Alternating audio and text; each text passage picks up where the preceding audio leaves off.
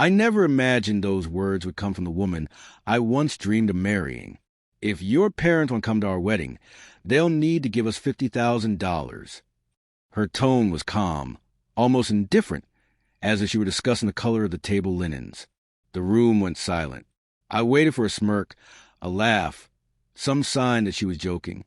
But Claire wasn't joking. For 2 years, I believed she was everything I'd been looking for: bright, charming, confident. Everyone thought we were perfect together. My parents adored her in the beginning. But as our engagement dragged on and the wedding plans grew grander, something about her began to change. It stopped being about us and started being about appearances. She wanted a spectacle, a beachside ceremony, imported flowers, a designer gown, a custom orchestra. Every suggestion I made about simplifying things was met with that same cool smile and her favorite line: "It's not about what we need, it's about what we deserve." When she brought the demand about my parents, I finally understood it wasn't just about the wedding. It was about control. My parents had already offered to help modestly. They were humble, hard-working people who spent their lives saving so that I could have a future. But $50,000? That wasn't generosity. It was ransom. When I hesitated, Claire gave me a look that made my stomach turn. "If they can't afford it," she said softly, "maybe they don't belong there." That sentence hit harder than anything she'd ever said. My parents, who had done everything for me, were suddenly being judged by their bank balance. "Claire," I said slowly, trying to stay calm, "my parents aren't here to fund your dream wedding. They don't owe us anything." She sighed as if I were a child who didn't understand. "It's not about owing. It's about keeping standards high. We can't have a cheap small-town celebration. People will talk." It took everything in me not to shout. My parents weren't rich, but they were proud, decent people. To hear her speak of them as if they were unworthy was unbearable. Over the next few days, I tried to reason with her.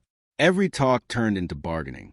"Maybe not 50, she'd say, pretending to compromise.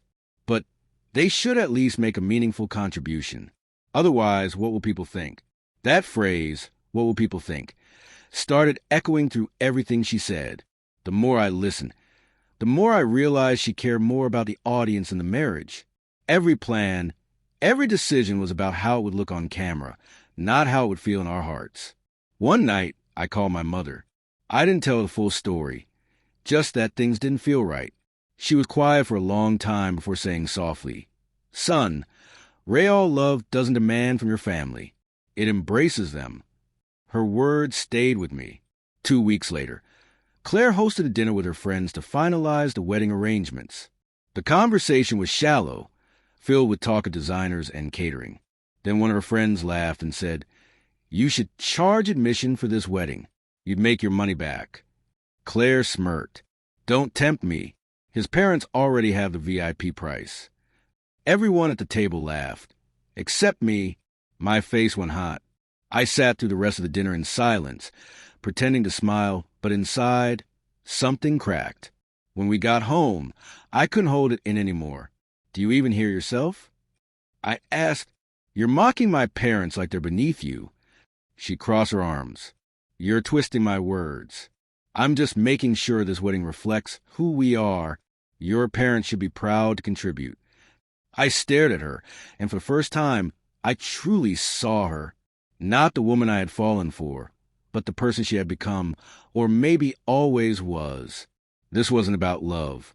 It was about image, status, control. The next morning, I called off the wedding. She didn't cry. She didn't beg. She just stood there, her face unreadable, and said, "You'll regret this someday." Maybe once I would have. But when I told my parents, my mother smiled through her tears, and my father placed a hand on my shoulder. "I'm proud of you, son," he said simply. It wasn't the ending I dreamed of, but it was the one I needed. For the first time in months, I felt like I could breathe again. I learned something that day. Love doesn't come with a price tag, and dignity should never be negotiated. The people who truly care about you don't measure your worth in money or appearances. They just show up quietly, faithfully, without expecting anything in return.